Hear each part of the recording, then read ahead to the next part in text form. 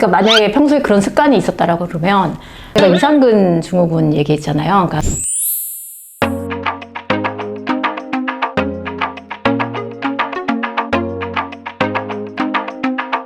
안녕하세요. 얼핏닥터 신정민 원장입니다. 다리 꼬지마, 다리 꼬지마.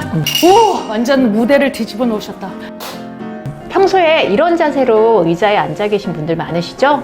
다리 꼬는 자세가 편한 분들은 골반 불균형을 갖고 있다고 봐도 무방합니다. 이 자세는 한쪽 골반에 체중이 과도하게 실리고 반대쪽 골반 근육은 또 과하게 당겨지면서 척추가 보상적으로 반대 방향으로 이동하고 몸 비대칭을 만듭니다. 이는 척추 측만증으로 진행될 수 있으며 2차적으로 허리와 어깨의 만성 통증으로 이어질 수 있습니다. 또한 이상근이 각인장되어 둥근신경이나 자골신경을 압박해 통증을 일으키는 이상근 증후군이 발생할 수 있으며 척추관 협착증, 디스크 등으로 이어질 수 있습니다. 총비골신경이 눌려서 다리 저림과 통증을 만들 수 있고 혈류장애를 일으켜서 하지부종과 하지정맥류를 악화시킬 수 있죠. 원장님, 제가 평소에 다리 꼬는 습관이 있는데요. 그 다리를 꼬고 나서부터 엉덩이 통증이 좀 생기더라고요. 이것도 다리 꼬는 습관 때문에 생기는 현상인가요? 그쵸. 그러니까 만약에 평소에 그런 습관이 있었다라고 그러면 아까 제가 이상근 증후군 얘기했잖아요. 그러니까 다리 꼬는 습관을 갖고 있는 분들이 그 이상근 증후군에 많이 시달리시거든요. 꼭 그 골반 통증처럼 느껴지는데 실제로 보면은 이제 골반이나 이런 걸 찍어보면 아무 이상이 없고 결국은 이제 그 근육의 문제인 거죠. 골반은 척추와 양다리를 이어주는 신체 부위로 두 개의 엉치뼈와 꼬리뼈로 구성되어 있습니다. 걸을 때, 앉을 때, 누워있을 때 등 거의 모든 일상생활에서 중요한 역할을 하며 내부 생식기관이 들어갈 공간을 제공해 외부로부터 내부 장기들을 보호합니다.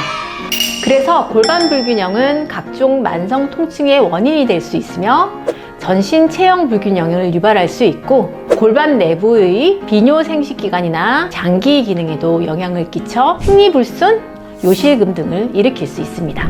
원장님, 다리를 꼴 때 양쪽을 번갈아 가면서 꼬는 것이 더 나쁘다는 말도 있고 허리를 펴고 양쪽을 번갈아 가면서 꼬면 허리 근육 강화에 도움이 된다는 말도 있던데 어떤 게 진실인가요?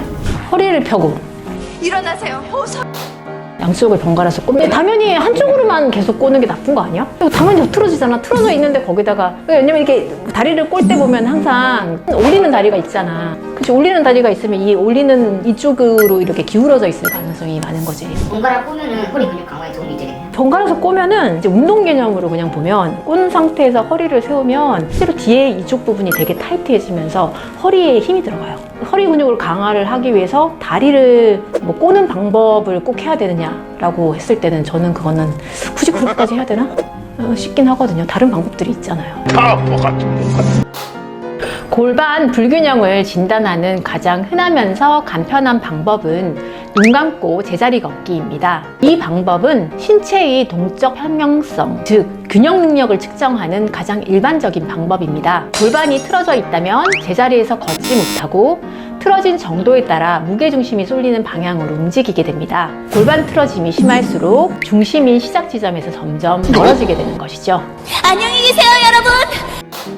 자, 그럼 검사 방법을 정리해 볼까요? 첫 번째, 장애물이 없는 충분히 넓은 장소에서 신발을 벗고 똑바로 서서 눈을 감고 처음 시작 위치를 확인합니다.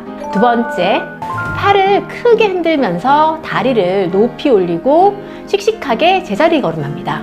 세 번째, 제자리 걸음을 50회 반복한 후 처음 위치로부터 이동거리와 방향을 확인합니다.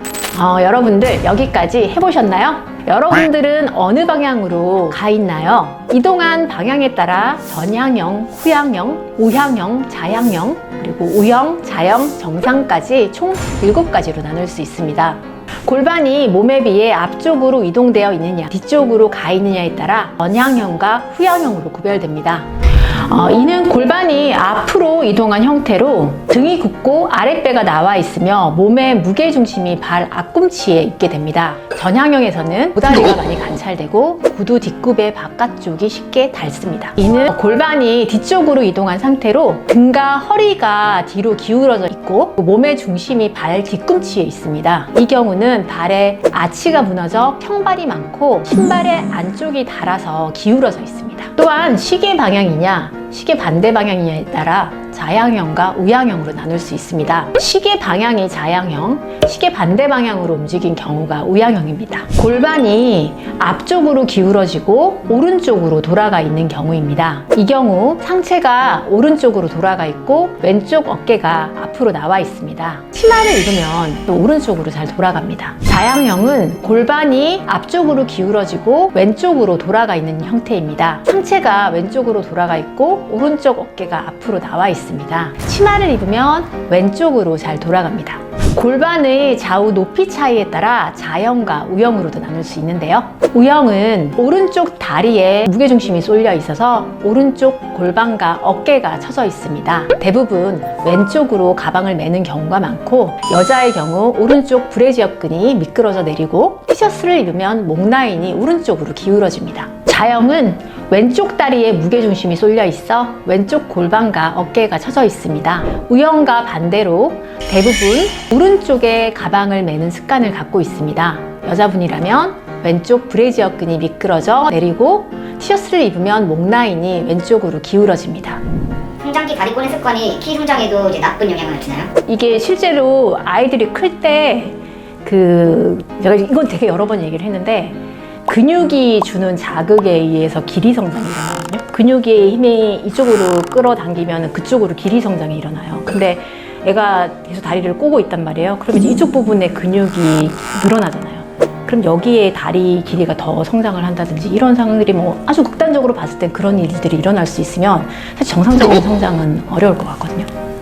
좋지 않아요. 무조건 바른 자세로. 오늘은 골반 불균형을 간단하게 진단해보는 방법에 대해서 알아봤는데요. 골반 불균형 또한 안면 비대칭처럼 하루아침에 발생하지 않고 잘못된 자세 습관, 보행 습관 등이 오래 누적돼 나타나게 됩니다. 지금도 다리를 꼬고 이 영상을 보고 계시지 않으신가요? 바른 자세 습관을 유지하는 것, 이것이 건강한 삶을 유지하는 첫걸음입니다. 이상 여러분의 바른 얼굴을 찾아 건강을 드리는 얼핏 닥터 신정민 원장이었습니다.